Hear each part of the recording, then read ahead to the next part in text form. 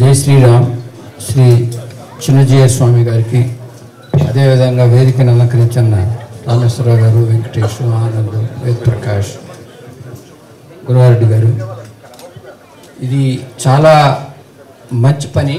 ఎందుకు అని అంటే మనం ఏదైతే ఇప్పటి వరకు హైదరాబాదు ఒక మెడికల్ హబ్ లాగా ప్రపంచంలోనే మంచి పేరు తెచ్చుకున్నది అన్ని విషయాల్లో, కానీ రిహాబిలిటేషన్ అనేది చాలా తక్కువగా ఉంది.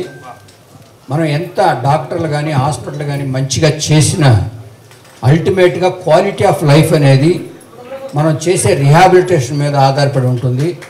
కాబట్టి అలాంటి రిహాబిలిటేషన్ 75 బెడ్స్తో పెట్టి ఇక్కడ అనుష లాస్ట్ 4 years నుంచి మా హాస్పిటల్లోనే పనిచేస్తుంది, 10 years నుంచి. ఓకే, సో ఆ ఎక్స్పీరియన్స్ అంతా నేను అడిగాను, మరి ఇంత నేర్చుకొని అక్కడికి పోతే ఎలా సార్, ఇది నా తల్లిదండ్రుల ఇల్లు, అదేమో ఇల్లాస్ ఇల్లు అని అన్నది. కాబట్టి రెండింటికి న్యాయం చేస్తుందని అనుకుంటున్నాను. అదేవిధంగా మనం ఇప్పుడు ప్రతి కారు కొన్నా ఏది కొన్నా కూడా ఒక మాన్యువల్ అనేది మనకి ఇస్తుంటారు.